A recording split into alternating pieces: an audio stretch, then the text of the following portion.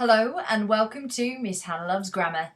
In this video we'll be answering the question, what is a semicolon and why do we use them? Well, a semicolon looks like this. It's a full stop that's in the air with a comma that's beneath it.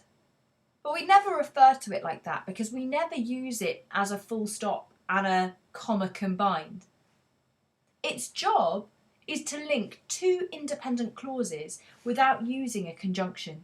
And the power of the semicolon is that it's more forceful in linking two independent clauses than, let's say, a comma would be. And it's a much more slick way of linking two simple sentences together than it would be to just have two full stops between each simple sentence. Let me give you an example. You should go to the library, semicolon. Life is too short for not reading. Aside from being wise advice, what we can see is that the semicolon is replacing a conjunction such as because or as. These sentences, if we just took what's before the semicolon and what's after as separate sentences, make sense on their own, but they're linked by a shared idea. It's also important for you to realise that in the example, the letter after the semicolon is not capitalised, unless, of course, the first word after the semicolon is a proper noun. Semicolons are probably the most scary punctuation mark, and at GCSE and A-level, in England anyway, it's interesting to note that many students avoid this punctuation mark completely because they have no idea how to use it. But all it really does, as I've just mentioned, is link two independent clauses without using a conjunction. Now it's your turn. For each of the 5 sentences, decide if the semicolon has been used correctly or not, and hit pause if you need thinking time. So, how did you get on? I ordered a slice of cake, semicolon. Life is too short for simply healthy eating. This is correct. I've fused together 2 simple sentences that are linked by one idea without a conjunction. So it's correct. My house is small, semicolon, but epic.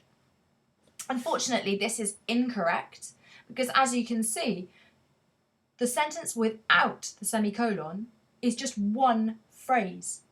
It's a description of attributes or qualities of the house. I do not need a semicolon there at all. If anything, it's confusing that it's there because I wouldn't even need a comma to link these ideas. The conjunction but is fine to link small but epic. Sentence number 3. Last week we went to the zoo, semicolon. Next week we are in France. The impression we're getting from this person by the use of their semicolon is that they are busy. They're talking about the adventurous things they're doing, hence why there is a link between the 2 sentences. Sometimes the link in a semicolon between the 2 sentences that are fused together or independent clauses seems a bit on a sideline from what's obvious, but it's still important to realise that this is grammatically accurate. The conjunction I could have used instead of a semicolon would be and, but I don't need to do that because I've used a semicolon. Simba is a clever semicolon and hilarious person. This is incorrect for one simple reason. These are not 2 independent clauses. It's actually just one clause which has been interrupted annoyingly by a semicolon, so we do not need it. And this sentence is incorrect.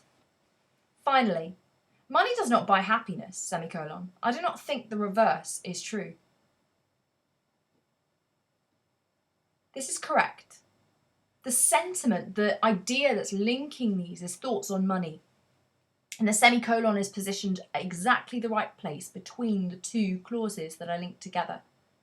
The big takeaway from semicolons at this stage, from this video, is simply that they are used to fuse 2 independent clauses, and that you never need a capitalised letter for the first word after the semicolon, unless, of course, you're dealing with a proper noun. Semicolons, though, are the easiest, best kept secret that you can apply anytime in your writing now. Why not subscribe to Miss Hannah Loves Grammar for all things English, literary and grammatical?